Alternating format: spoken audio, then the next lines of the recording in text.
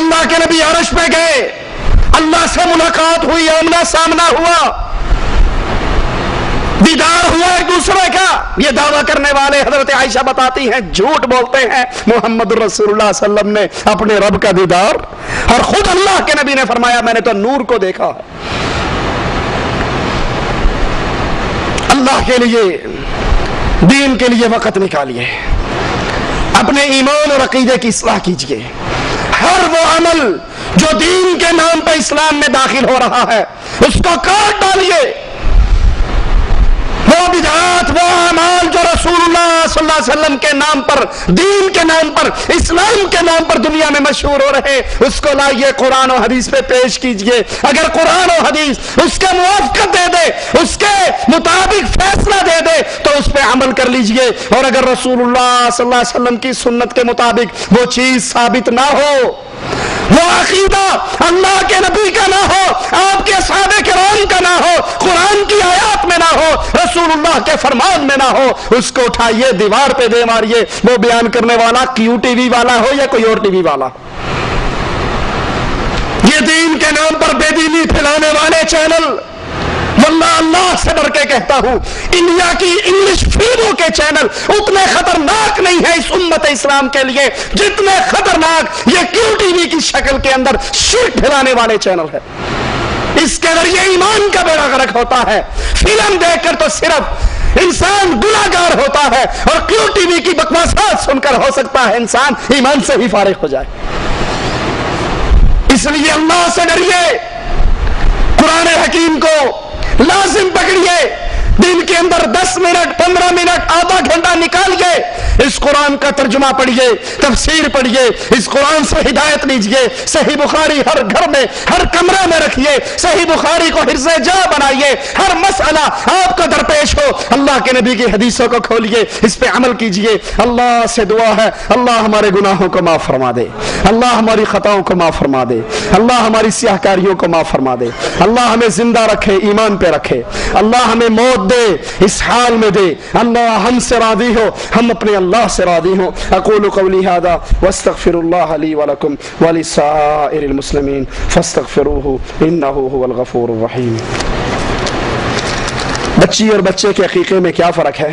بچہ اگر اس کا عقیقہ کرنا ہے تو 2 جانور ہیں اور بچی کے لیے 1 جان ہے۔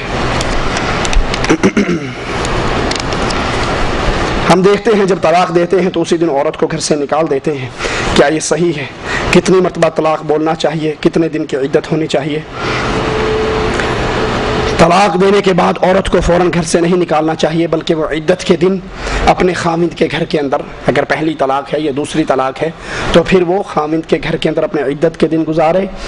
3 طہر اس میں خاوند کو اجازت ہے شریعت کی طرف سے، وہ چاہے رجوع کر لے، اور اگر وہ رجوع نہیں کرتا تو عدت گزرنے کے بعد ان دونوں کو دوبارہ نکاح کی اسلام اجازت دیتا ہے۔ اور جب طلاق دی جائے، اگر انتہائی مجبوری کی حالات بن جائیں تو صرف 1 دفعہ کہا جائے کہ تجھے طلاق ہے، طلاق طلاق طلاق، 3 پھیر نہ ماریں، اور پھر حلالہ کروانے کے لیے بے غیرت مولویوں کے پاس چکر نہ ماریں۔ یہ حلالہ نہیں، یہ حرامہ ہے، اور 1 دفعہ 3 طلاق کہنا بھی درست نہیں ہے، صرف 1 ہی کہنا چاہیے۔ اور اگر کسی نے غلطی میں 3 طلاق کہہ بھی دی ہے تب بھی 1 ہوتی ہے، 3 نہیں ہوتی۔ کیا مردے کو دفن کرتے وقت اذان دینی چاہیے؟ رسول اللہ صلی اللہ علیہ وسلم کی کسی حدیث سے ثابت نہیں ہے کہ مردے کو قبر میں اتار کے اذان دینی چاہیے۔ اگر وہ نمازی تھا تو پہلے نمازیں پڑھتا تھا۔ اب جو قبر ہے یہ دارالحساب ہے، یہ دارالعمل نہیں ہے، یہاں تو حساب و کتاب شروع ہو گیا۔ اب آپ کس کو نمازیں پڑھا رہے ہیں اذان دے کے؟ ایک آدمی کہتا ہے اس کے ساتھ ٹونا کیا گیا ہے جبکہ وہ نماز کا پابند بھی ہے، اس کو برے برے خیالات آتے ہیں۔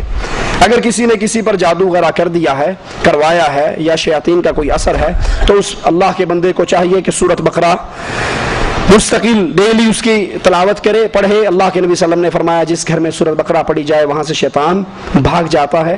رات کو سونے کے اذکار پڑھیں، صبح اٹھنے کی دعائیں پڑھیں، گھر میں آنے جانے کے اذکار پڑھیں تو شیطان ویسے ہی بھاگ جائے گا۔ کیا نکاح یعنی شادی سے پہلے 1-2 مہینے پہلے حق مہر دیا جا سکتا ہے تاکہ لڑکی والوں کے گھر کے کام آ سکے، یا صرف نکاح کے وقت ہی دیا جا سکتا ہے؟ جو حق مہر طے ہو گیا ہے آپ نکاح پہ دینا چاہتے ہیں نکاح پہ دے دیں، نکاح سے پہلے دینا چاہتے ہیں وہ آپ کی مرضی ہے، لیکن وہ آپ پر واجب تبھی ہے جب آپ کا نکاح ہوتا ہے۔ ہو سکتا ہے حق مہر لے لیں اور نکاح نہ دیں، پھر کیا کرو گے؟ مال بھی جائے گا ہیں۔ اس لیے جب نکاح ہو اس وقت حق مہر دیں، لیکن اگر آپ سمجھتے ہیں کہ ان کو ضرورت ہے، سامان بنانا ہے یا کوئی اور معاملہ ہے، پہلے بھی دیں تو واللہ عالم، میرے علم میں کوئی حرج نہیں ہے۔ سلام پھیرتے وقت دونوں طرف دیکھنا ہے یا ایک طرف؟ دونوں صورتیں جائز ہیں۔ یہ سوال ہے ٹیلی فون پہ نکاح کے متعلق کہ لوگ ٹیلی فون پہ نکاح کر لیتے ہیں۔ ٹیلی فون پہ نکاح اگر انتہائی مجبوری ہے، آپ کو چھٹی نہیں ملتی، آپ نہیں جا سکتے اور پھر آپ نے نکاح کے بعد یہاں بلانا ہے، تو وہ بھی ایسی صورت میں کہ جب آپ قبول کرتے ہیں، ایجاب و قبول ہوتا ہے، وہ ایسا جہاز ہو جس پہ آواز بلند ہو اور چند لوگ آپ کے پاس بھی آواز سننے والے اور کچھ ان کے پاس بھی آواز سننے والے، ٹھیک ہے، صرف لڑکی لڑکے کی آپس کی گفتگو نہ ہو، کسی کو پتہ نہیں اس نے کیا کہا اور اس نے کیا کہا ہے۔ وہ جو گواہ بنیں گے نکاح پر، وہ گواہ تبھی بنیں گے جب آپ کی آواز سنیں گے۔ تو ایسا معاملہ اگر انتہائی مجبوری کے اندر ہو تو بعض علماء نے اس کی اجازت دی ہے، واللہ اعلم۔ فطروں میں 2 رکعت کے بعد اتحیات نہ بیٹھنا، رسول اللہ صلی اللہ علیہ وسلم کی حدیث ہے، آپ نے فرمایا جب تم 3 رکعت وطر پڑھو تو مغرب کی مشابہت نہ کرو۔ مغرب میں 2 رکعت پڑھ کے تشہد بیٹھا جاتا ہے، لیکن وطر جب پڑھو تو اللہ کے نبی نے فرمایا مغرب کی مشابہت نہ کرو، یعنی پہلی رکعت پڑھ کے کھڑے ہو جاؤ، دوسری پڑھ کے کھڑے ہو جاؤ اور تیسری کے اندر صرف ایک تشہد بیٹھو۔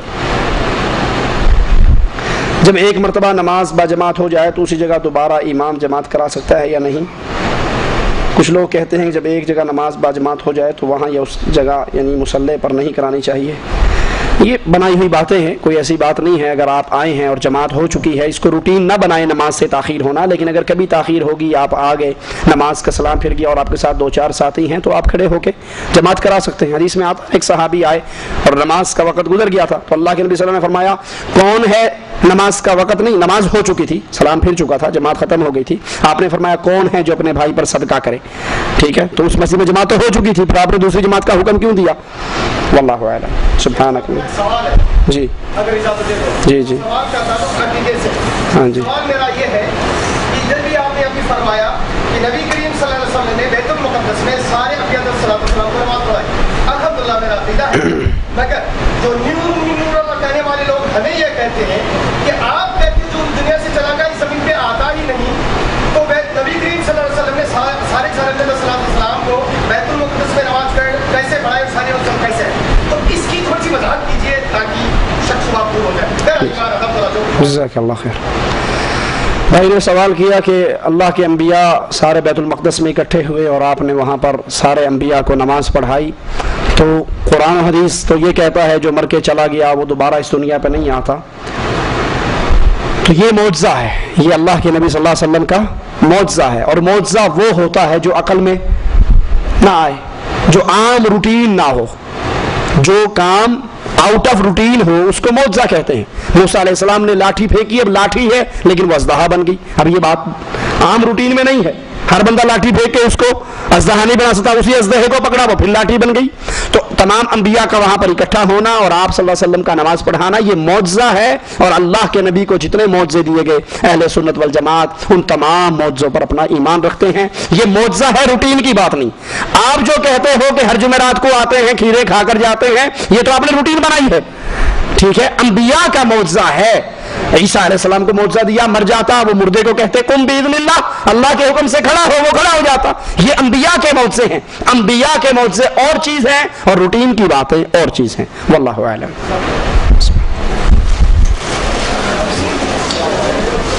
السلام علیکم، ٹھیک ہے۔